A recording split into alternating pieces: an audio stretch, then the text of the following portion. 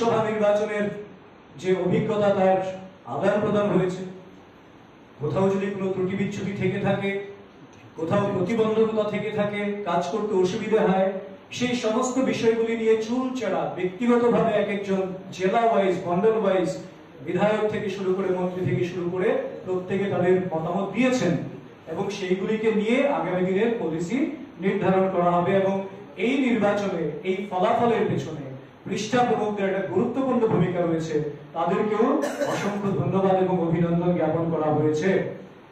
কাজেই আগামী দিনে যে পঞ্চায়েত নির্বাচন, সেই পঞ্চায়েত নির্বাচনকে আরো বেশি মাত্রায়, আরো বেশি ভোটের ব্যবধানে এখনো যারা বিরোধী দলে রয়েছেন কিছু কিছু অংশের মানুষ, তাদেরকে ভারতীয় জনতা পার্টির পতাকা তলে সামিল করার জন্য, দলকে আরো মজবুত করার জন্য লক্ষ্যমাত্রা নিয়ে আগামী পঞ্চায়েত নির্বাচনে দল ঝাঁপিয়ে পড়ার জন্য সর্বতোভাবে প্রস্তুত রয়েছে এবং তার জন্য জেলা থেকে শুরু করে মন্ডল থেকে শুরু করে সর্বত্র তার নির্দেশিকা প্রেরিত হতে শুরু করেছে ইতিমধ্যে।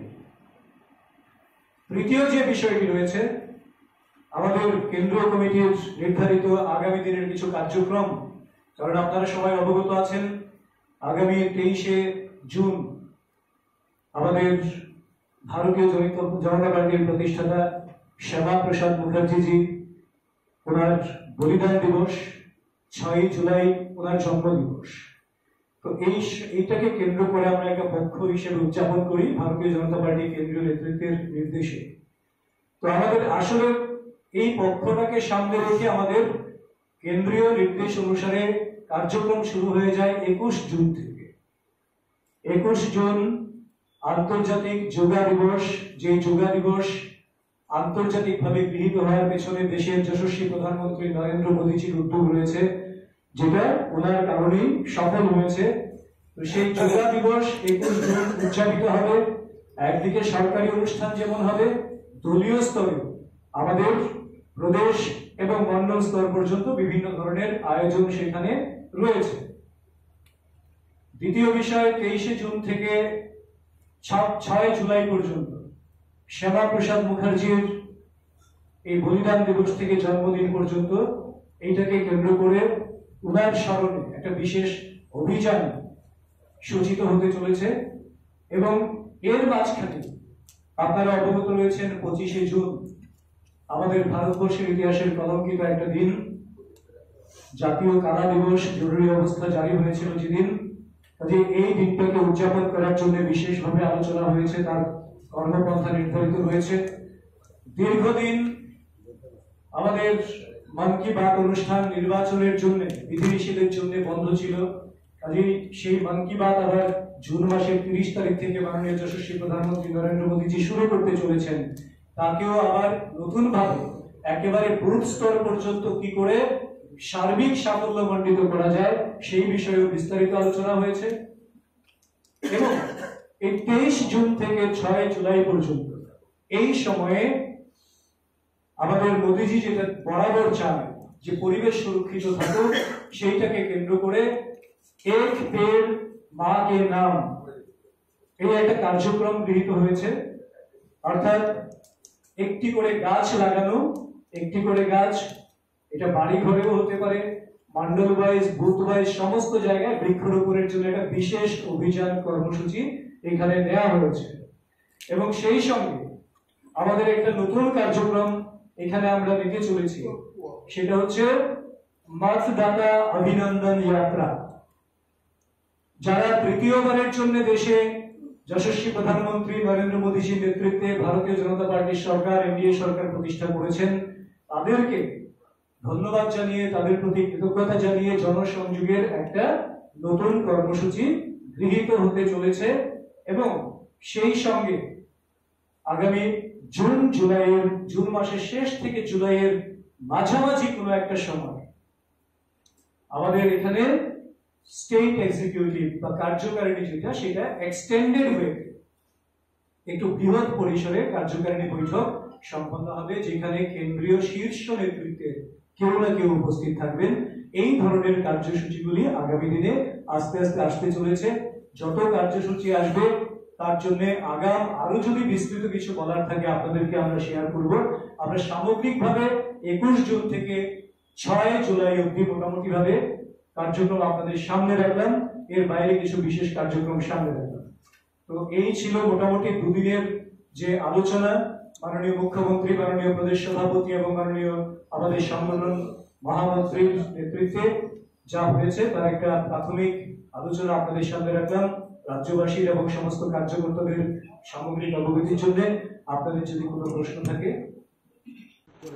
রাজ্যে নাকি পঞ্চায়েত নির্বাচনের প্রতিদ্বন্দ্বিতা করার মতো কোনো উপায় নেই, কি নেই মানে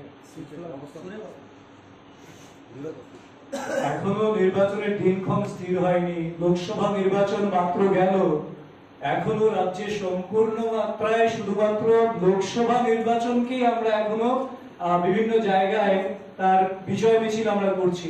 কোথাও অশান্তির একটা ঘটনা নেই, সমস্ত জায়গায় পিসফুল অবস্থা রয়েছে, আপনারাই প্রতিদিন দেখছেন এবং লিখছেন। তো সেই জায়গায় ওনারা এখন থেকেই ধ্যানাই করতে শুরু করেছেন যে রাজ্যে পঞ্চায়েত নির্বাচনে লড়াই করার মতন কোনো সুযোগ নেই, পরিস্থিতি নেই। আসলে কংগ্রেসের মুশকিল হয়েছে কি, এরা তো গাঁটছড়া বেঁধেছে কার সঙ্গে? সিপিএম বা বামফ্রন্টের সঙ্গে। যে বামফ্রন্ট বা সিপিএম ত্রিপুরাতে একটা সময় 35 বছর নৈরাজ্য কায়েম করে ত্রিপুরাটাকে নাইরাজ্যে পরিণত করেছিল, এবং যারা এখন তার ভূত তারা করছে বলে শুধু নাই নাই নাই নাই বলছে, সেই নাইয়ের ভূত এবার কংগ্রেসকে তারা করছে তাদের সঙ্গে গাঁটছড়া বাঁধার পরে। দিনের রণকৌশলের বৈঠকে ভিলেজ কাউন্সিলে পঞ্চায়েত নিয়ে তো স্তর পঞ্চায়েত নিয়ে আলোচনা হয়েছে, ভিলেজ কাউন্সিল নিয়ে না, ভিলেজ কাউন্সিল নিয়ে সেই অর্থে কোনো আলোচনা হয়নি, এটা নির্ধারিত সময়ে আলোচনা হবে। আচ্ছা, আপনি বলেছেন 24টা বুথে 100% লিড দিয়েছে, ঠিক আছে, তো বাকি যেগুলোতে লিড দিতে পারেনি এটা কি বিজেপির বলবেন যে জনসাধারণের কাছে 44টা মন্ডলে বলেছি, তার মানে 44টা বিধানসভা কেন্দ্রে। হ্যাঁ, তাহলে বাকিগুলোতে যদি পৌঁছতে পারেন 100% লিড, সেখানে কি জনসাধারণের সংযোগ হতে পারেনি কর্মকর্তা? বাকি আমি আপনাদেরকে তথ্য দিয়েই বলেছি, আমি আবারও আপনার অবগতির জন্য বলি। হ্যাঁ, আমি বলছি প্রশ্নটা আমার এটা না, প্রশ্ন ছিল জনসাধারণের সঙ্গে যে সংযোগটা, এটা কি হয়নি বিজেপি, না এখানে কোনো গাফিলতি আছে? টোটাল সারা রাজ্যে 24 আর আমি উত্তরটা দিচ্ছি 24 আর 68 মানে 88টা বুথে কয়েকটা ভোটের ব্যবধান বিরোধী পার্টি লিড নিয়েছে। তো এটাই গণতন্ত্র, এটাই স্বাভাবিক। আমরা সেই জায়গাটাকে আমরা খুঁজে বার করার চেষ্টা করছি যে আমাদের কোথাও সেই জায়গায় কাজে কোনো ত্রুটি ছিল কিনা, সরকারের কাজ, সরকারের সুযোগ সুবিধে কিংবা সাংগঠনিক ভাবে কোনো সুযোগ সুবিধা বা কোনো জায়গায় ত্রুটি বিচ্ছুতি ছিল কিনা, পৌঁছাতে কোনো অসুবিধা হয়েছে কিনা। অনেক জায়গায় অনেক রকম বিষয় আছে, যেমন একটা বিষয় আমি শুধু রেফারেন্স হিসেবে শব্দ বলা যাবে না এত সময়। একটা জায়গায় একটা বুথের কয়েকটা বুথে 2-3টে বুথ যেখানে ল্যাঙ্গুয়েজ একটা প্রবলেম রয়েছে, আমাদের সাংগঠনিক দায়িত্ব যারা পালন করছেন তারা ওই জায়গার সেই ভাষাভাষীদের সঙ্গে প্রপার কমিউনিকেশনটা ল্যাঙ্গুয়েজে করতে পারছেন না। এরকম কিছু কিছু সেক্টর ওয়াইজ কিছু কিছু ত্রুটি থাকে। যেমন ধরুন, যেখানে আপনার বিশেষ করে এটা আমি বলছি যেটা মিজোরাম সংলগ্ন যে অঞ্চল, সেখানে একটা বিষয়ে রেফারেন্স আমি দিচ্ছি। তো এরকম বিভিন্ন জায়গায় কিছু কিছু মাইক্রো লেভেলে কিছু কিছু সমস্যা থেকে থাকতে পারে। এইগুলিকেও কি করে তার নিরসন করা যায় যাতে প্রত্যেকটা বুথে আমাদের জয় সুনিশ্চিত হয়, তার জন্য মাইক্রো লেভেলে বিস্তৃত আলোচনা হয়েছে। যেখানে যা করার সেই উদ্যোগ গ্রহণ করা হবে যাতে পঞ্চায়েত নির্বাচনে আমাদের সেই ঘাটতিগুলি না বেরিয়ে আসে, যাতে সবকটা বুথে জয়লাভ করা যায়। আজকে রাজ্যের প্রধান বিরোধী দল সিপিআই ওরা একটা অভিযোগ এনে পুলিশ পদক্ষেপ করেছে যে বিশেষ করে লোকসভা নির্বাচনের পর নাকি পশ্চিম ত্রিপুরা জেলাতে বেশিরভাগ তাদের নেতা কর্মীদের উপর হামলা হচ্ছে। দেখুন, যাদের একমাত্র কাজ হচ্ছে ডেপুটেশন দেয়া, তারা ডেপুটেশন পার্টি হয়ে থাকবে, কিছু করার নেই। কারণ কোথায় আপনারা তো দেখাচ্ছেন, যদি এমন ঘটনা ঘটতো, কারণ অ্যাকচুয়ালি আমি তো বারবার বলছি সিপিএম বা কমিউনিস্টরা তাদের সময়ে যে আবর্তটা তারা তৈরি করেছিল সেই আবর্তে তারা এখন আটকে আছে, তার থেকে বেরিয়ে আসতে পারছে না। তার জন্য তারা যে সন্ত্রাসটা করতো তার ভূত তাদের তারা করছে, কিন্তু বাস্তবে এখন কোনো সেই অর্থে সন্ত্রাস হচ্ছে না। খুন, সন্ত্রাস, রাহাজানি, অগ্নিসংযোগ, আগে এক একটা নির্বাচনের পর আমরা দেখেছি ফায়ার সার্ভিস ফায়ার স্টেশনে থাকতে পারতো না, রাত দিন শুধুমাত্র পেট্রোলিংয়ে থাকতে হতো, একের পর এক জল ঢুকানোর সময় নেই দমকলে, গাড়ি ছুটতে হচ্ছে, পুলিশ পাগলের মতন হয়ে রাত দিন কাজ করতেন। কিন্তু সেই অবস্থাটা এখন নেই, কারণ ভারতীয় জনতা পার্টি ডেমোক্রেসিতে বিশ্বাস করে এবং এই ডেমোক্রেসিতে ভারতীয় জনতা পার্টি সবকা সাথ সবকা বিকাশ সবকা বিশ্বাস সবকা প্রয়াস এই চিন্তাধারা নিয়ে কাজ করে। কাজে মানুষের সঙ্গ যেহেতু আমরা চাইছি, মানুষকে শান্তি এবং মানুষের সমৃদ্ধি তার মধ্যেই মানুষের সঙ্গ লাভ করা যাবে, এই ধরনের ভুয়ো কথা বলে অহেতুক মিথ্যার কালিমা লাগিয়ে ভারতীয় জনতা পার্টিকে বদনাম করার চেষ্টা করা যেতে পারে, কিন্তু তাতে সফল হবে না। শেষ নির্ণায়ক মানুষ, সেটা এবারও মানুষ প্রমাণ করে দিয়েছেন ভোটের বাক্সে। এবং তাদের যে সম্পূর্ণ আস্থা রয়েছে ভারতীয় জনতা পার্টি এবং ভারতীয় জনতা পার্টি ত্রিপুরা সরকার মাননীয় মুখ্যমন্ত্রী অধ্যাপক ডক্টর মানিক সাহাজির নেতৃত্বে যা চলছে, সেটা সম্পূর্ণরূপে স্পষ্ট প্রমাণ এবারে ভোটে মিলেছে।